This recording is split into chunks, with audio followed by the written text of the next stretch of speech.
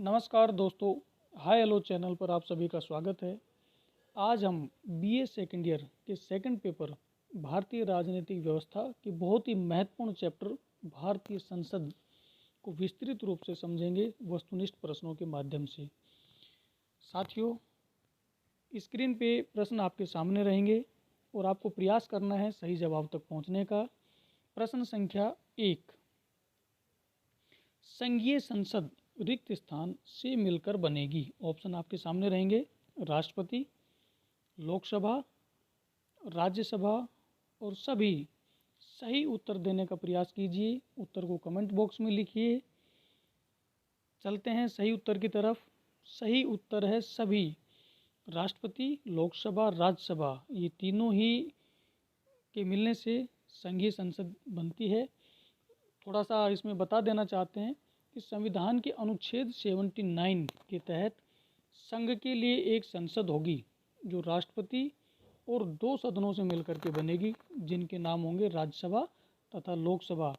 भारत की अगर बात करें तो संसद द्विसदनीय है, जिसका अनिवार्य अंग राष्ट्रपति को माना जाता है।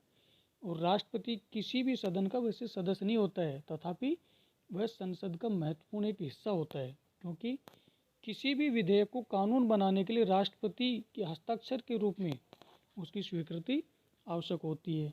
तो दोस्तों, संघीय संसद में कौन कौन होंगे? राष्ट्रपति, लोकसभा और राज्यसभा, ये तीनों अंग उसमें समाहित होते हैं। चलते हैं प्रश्न संख्या 2 की तरफ। भारत के निम्न सदन या प्रथम सदन को किस नाम से जाना जाता है? ऑप्शन आपके सामने रहेंगे।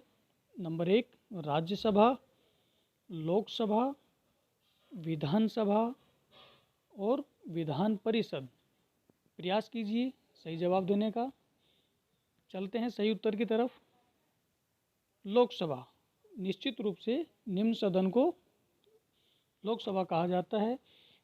थोड़ा सा बताना चाहेंगे इसमें। भारतीय शासन व्यवस्था में वास्तविक शक्ति प्राप्त विधायिका संसद का निम्न सदन लोकसभा को माना जाता है, जो विधान निर्माण में बहुत ही महत्वपूर्ण भूमिका निभाता है। संविधान लोकसभा के सदस्यों की संख्या में समय समय पर परिवर्तन होते रहते हैं। संविधान के 27वें, 31वें तथा 71वें संविधान संशोधन द्वारा सदस्यों की संख्या में परिवर्तन किए गए हैं।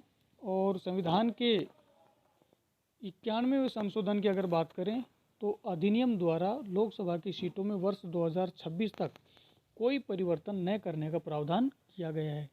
वर्तमान में लोकसभा के सदस्यों की संख्या कितनी हो सकती है? 552, जिनमें 530 सदस्य राज्यों के निर्वाचित क्षेत्रों से तथा 20 सदस्य केंद्र शासित प्रदेशों से निर्वाचित हो सकते हैं। और साथियों, इसमें 2 सदस्य जोड़ दिए जाते हैं एंग्लो इंडियन के। कुल मिलाकर के सदस्यों की संख्या 552। चलते हैं प्रश्न संख्या 3 की तरफ। प्रश्न संख्या 3 स्क्रीन पे आपके सामने है। लोकसभा में राष्ट्रपति के द्वारा कितने सदस्य एंग्लो इंडियन समुदाय से मनोनीत किए जाते हैं? पिछले प्रश्न में भी हमने चर्चा की है। ऑप्शन देखते हैं: 14, 2, 18 और 10। सही उत्तर तक पहुंचने का प्रयास कीजिए। चलिए सही उत्तर की तरफ पहुंचते हैं। सही उत्तर है 2। साथियों, पिछले प्रश्न में भी हमने चर्चा किया है कि 530, 20 प्लस 2, जो 2 थे उसमें एंग्लो इंडियन सदस्य होते थे। और इसमें बताना चाहेंगे कि एंग्लो इंडियन कौन होता है?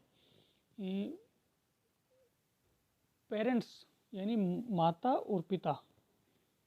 माता पिता अगर विदेशी हैं तो उनकी जो संतान होती है वो एंग्लो इंडियन के नाम से जानी जाती है। इसमें हो सकता है माता विदेशी पिता भारतीय, या पिता विदेशी माता भारतीय है। तो ऐसी स्थिति में जो उनकी संतान होती है वो एंग्लो इंडियन मानी जाती है।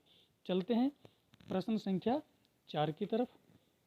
लोकसभा का कार्यकाल है। ऑप्शन आपके सामने रहेंगे: 4 वर्ष, 5 वर्ष, 6 वर्ष और 8 वर्ष। सही उत्तर तक पहुंचने का प्रयास कीजिए। हम चलते हैं सही उत्तर की तरफ। सही उत्तर है 5 वर्ष। बता देना चाहेंगे कि जो लोकसभा का कार्यकाल 5 वर्ष का है, वर्तमान में 42वें संशोधन द्वारा इस अवधि को बढ़ा करके 6 वर्ष कर दिया गया था, लेकिन 44वें संशोधन के द्वारा इसे पुनः 5 वर्ष का कर दिया गया है। तो वर्तमान में जो लोकसभा का कार्यकाल है कितना है? 5 वर्ष का। प्रश्न संख्या 5 की तरफ चलते हैं। प्रश्न संख्या 5, राज्यसभा का सभापति कौन होता है? ऑप्शन आपके सामने रहेंगे। राष्ट्रपति, उपराष्ट्रपति, मुख्य न्यायाधीश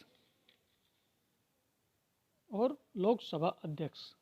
सही उत्तर तक पहुंचने का प्रयास कीजिए। चलते हैं सही उत्तर की तरफ। सही उत्तर है उपराष्ट्रपति। बिल्कुल ठीक, क्योंकि उपराष्ट्रपति को राज्यसभा का सभापति होने के नाते अतिरिक्त वेतन भी मिलता है। सभापति का दायित्व सदन की कार्यवाही का संचालन, अनुशासन, सदस्यों को भाषण की अनुमति देना, कार्यप्रणाली संबंधी प्रश्नों को तय करना आदि होता है। और इसकी जो सभापति होता है वो उपराष्ट्रपति को माना जाता है। चलते हैं प्रश्न संख्या 6 की तरफ। प्रश्न संख्या 6, राज्यसभा के सदस्यों का कार्यकाल कितने वर्ष का होता है?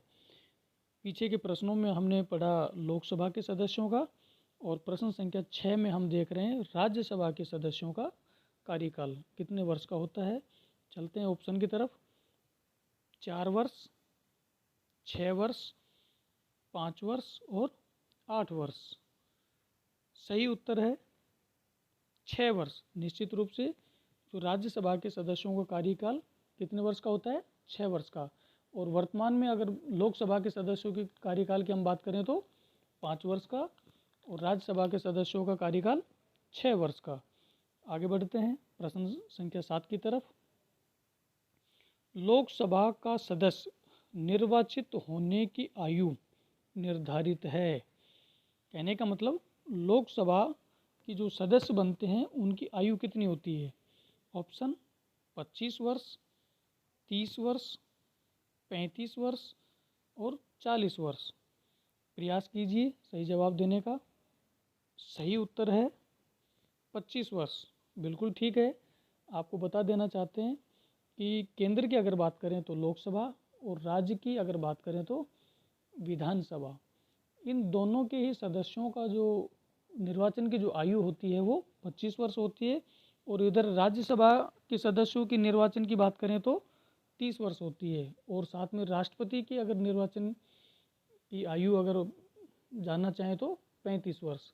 तो 25, 30 और 35 बिल्कुल ठीक है। आगे बढ़ते हैं प्रश्न संख्या 8 की तरफ।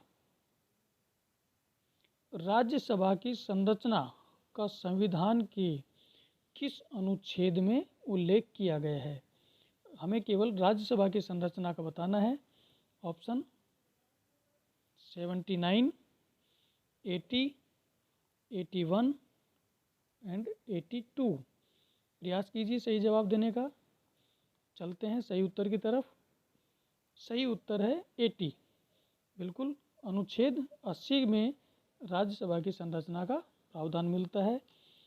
आगे बिल्कुल, तो वीडियो अगर आपको अच्छी लगी हो तो लाइक करें, शेयर करें, कमेंट्स करें, बेल आइकन को दबा करके आगे आने वाली वीडियो को प्राप्त करें।